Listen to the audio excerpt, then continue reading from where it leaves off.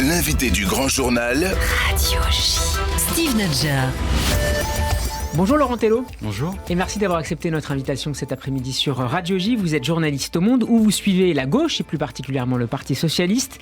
Vous avez aussi suivi au plus près des acteurs les dernières campagnes électorales marquées par la déroute d'Anne Hidalgo notamment et le lancement de la NUPES. Ça donne un livre passionnant publié chez Stock, Voyage au pluriel au bout de la gauche, des guerres fratricides à la NUPES, la folle histoire d'une renaissance, enquête fouillée, récit parfois drôlatique des dessous de la campagne et de la formation de cette alliance inattendue. Ces voyages au bout de la gauche, vers quelle destination aboutiront-ils, Laurent Tello ? Écoutez, c'est la grande question. Parce qu'on voit bien que depuis que la NUPES est née, et si on se met à la place d'un électeur de gauche ou d'une électrice de gauche, c'est comme un élan d'espoir absolu, sauf que on voit bien aussi que depuis quelques semaines, ça ne se passe pas exactement comme prévu et ça ne se passe pas aussi bien que prévu. Est-ce que cette union des gauches a un avenir pour 2027, par exemple, la prochaine présidentielle ? Je ne pense pas que la gauche va disparaître ou va s'évaporer. Pour 2027, c'est encore un peu loin, mais il est clair que, et c'est pour ça que la NUPES est née, il faut se mettre en ordre de marche assez vite, parce que je pense qu'on voit bien que Jean-Luc Mélenchon tout seul atteint un certain plafond de verre, même s'il a réalisé des scores assez encourageants pour la gauche, mais on voit bien qu'il sûrement, probablement, il ne pourra pas aller plus loin, il ne pourra pas être président de la République.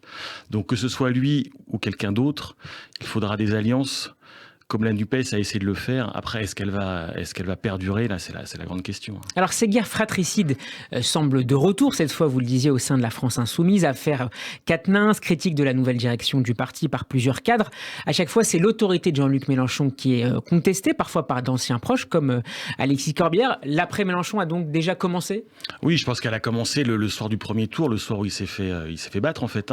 Même s'il a été le moteur des élections législatives, en s'arrogeant le droit de se dire...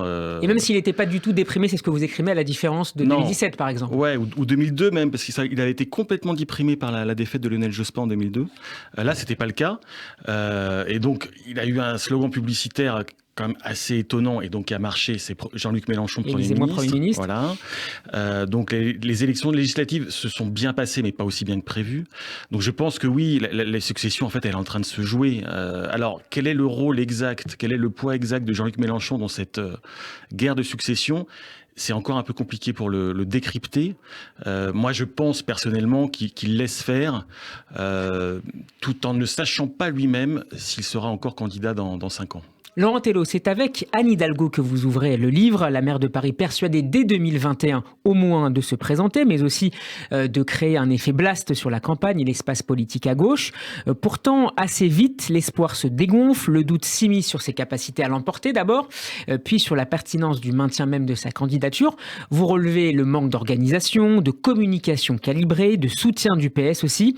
Vous soulignez les faiblesses d'une candidate téméraire néanmoins et sur laquelle veille son conseiller et compagnon, le tout-puissant et parfois un peu énigmatique Jean-Marc Germain. Est-ce que la marche était tout simplement trop haute pour Anne Hidalgo ? Oui, je pense.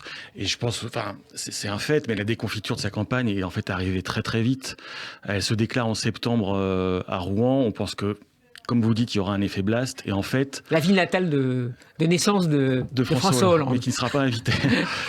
Mais à partir de ce jour-là, je pense que 3 jours après, déjà, on parle de cette espèce d'idée de campagne de doubler le salaire des profs.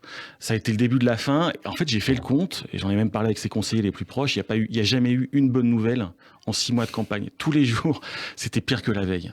Et moins pire que le lendemain.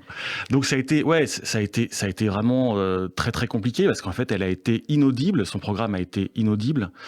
Il y a eu seulement des espèces de soubresauts qu'elle a elle-même essayé de provoquer comme... Le fameux épisode du train. Exactement, la journée où en fait elle s'est dit, parce qu'elle marche beaucoup au pif, elle se dit j'ai du pif politique, alors des fois ça fonctionne, puis des fois ça fonctionne pas du tout. Et donc il y a cette fameuse journée que je raconte du matin jusqu'au soir où elle a essayé d'annoncer à TF1 sur le plateau de TF1 qu'elle voulait maintenant participer à une primaire de la gauche qui, en fait, ça a fait flop au bout de 2 heures, quoi. Donc ça n'a été qu'une litanie de déconvenues de jour en jour. Ça en a été presque gênant, en fait. Anne Hidalgo qui indique qu'elle ne se représenterait pas en 2026 à la course à la mairie de Paris. On présente son premier adjoint Emmanuel Grégoire comme son successeur naturel, alors que Rachida Dati d'une part et certains ministres macronistes d'autre part, notamment Gabriel Attal et Clément Beaune, se préparent déjà à la bataille. Est-ce que sa défaite cuisante à la présidentielle a affaibli Anne Hidalgo à la mairie de Paris ? Je pense pas, non. Je pense que politiquement, la majorité qui compose la mairie de Paris, enfin le Parti socialiste, les écologistes, les communistes, en fait, sont obligés de s'entendre. Donc je ne pense pas que politiquement, elle soit démonétisée. Au niveau national, je pense que c'est indéniable, même si elle n'a jamais dit qu'elle ne se représenterait pas à l'élection présidentielle, en revanche. Je lance ça comme ça, mais on ne sait jamais avec elle. Donc je ne pense pas qu'elle soit démonétisée au plan local. Ce qui est vrai, et ce dont je suis à peu près sûr, c'est qu'elle ne se représentera pas à la mairie de Paris. Je pense que là, elle se concentre vraiment sur la grosse échéance Paris française planétaire que sont les JO. Les JO, ouais. Un homme espéra longtemps profiter, Laurent Tello, des insuffisances de la candidature Hidalgo pour rafler la mise. Il s'agit de François Hollande. Mais comme vous l'écrivez, on ne gagne pas l'euro-million 2 fois. Et au fur et à mesure des semaines de l'hiver 2021-2022, malgré les efforts du baron noir Julien Drey, il chante moins bien. À propos duquel vous avez écrit, déjà vous avez consacré un livre. L'ancien président de la République hésite, il repousse l'annonce d'une candidature, notamment devant les étudiants de Sciences Po, avant de renoncer. Une présidentielle suppose de lever une espérance, pas de faire de la figuration, explique-t-il pour se justifier, rapportez-vous. Est-ce que François Hollande, Laurent Tello, a sérieusement envisagé d'affronter Emmanuel Macron pour de bon à la présidentielle ? Oui. Je peux le dire. Ouais, c'est vraiment un épisode complètement méconnu de la campagne qui a duré 2 mois en fait, que j'ai eu la chance de suivre en fait par canon interposé. Enfin bref, on va pas rentrer dans les détails. Mais oui, il attendait que les circonstances soient là pour pouvoir en profiter. Il a été persuadé jusqu'au dernier moment qu'Anne Hidalgo allait se débrancher, comme on disait. C'était le mot, le verbe qui était très à la mode à l'époque. Donc il a mis, en attendant ce débranchement ou cette autodébranchement ou le débranchement par le PS, il a essayé de mettre toutes les chances de son côté. Pour un joueur de l'euro-million, c'est normal. Pour essayer d'être prêt, fin prêt, au moment où Anne Hidalgo, pensait-il, ne pourrait pas aller jusqu'au bout. Il espérait, mais il y a cru aussi ? Je pense qu'il y a cru. Alors, il a cru à quoi ? Je pense qu'il a cru qu'il pouvait être candidat et qu'il pouvait réaliser un score honorable, peut-être pour penser au coup d'après. Penser raisonnablement qu'il pouvait être élu président de la République, non, je pense qu'il y a pas cru. Il connaît trop bien la politique pour ne pas se faire de fausses illusions à ce point-là. Vous citez le SMS envoyé par Julien Drey à François Hollande. Nous sommes en février, après le renoncement. Tout Paris bruise de ça et tu attends les pantoufles. Maintenant, tu vas vivre comme un rentier.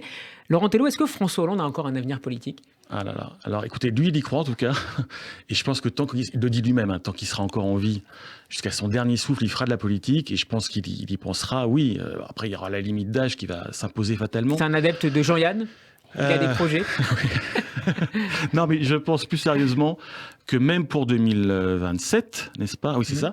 Je pense qu'il pense que la recomposition politique à gauche peut lui être favorable. Au PES, justement, comment s'annonce le congrès de Marseille à la fin du mois de janvier prochain ? Alors, ça peut être compliqué parce qu'Olivier Faure est challengé cette fois-ci de façon assez sérieuse par justement des adversaires qui se rapprochent plus de la social-démocratie de François Hollande, puisqu'on voit bien que Olivier Faure a quand même opéré un coup de barre à gauche en s'alliant avec Mélenchon. Je pense qu'Olivier Faure va être élu premier secrétaire du PS, mais ce sera plus compliqué que les fois précédentes et je pense qu'il devra faire des compromis. Donc après, c'est savoir où le PS va se situer. Est-ce qu'il va rester très à gauche avec la NUPES ou va se recentrer en essayant de se désolidariser petit à petit de la NUPES. Là, les questions sont encore en suspens, c'est beaucoup trop tôt. Alors à ce propos, vous écrivez « Chacun ayant pour l'autre », donc à propos de ce futur congrès de Marseille, le 80e du PS, « Chacun ayant pour l'autre autant de compassion que le nœud coulant du bourreau, cela risque d'être vraiment chouette ».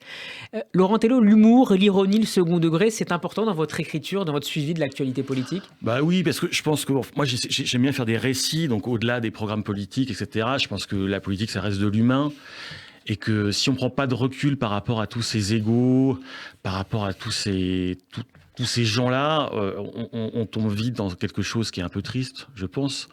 L'humain, quelque part, c'est ce qui fait le sel de la politique. Si vous deviez retenir un homme, une femme de ces campagnes, lesquelles choisiriez-vous ?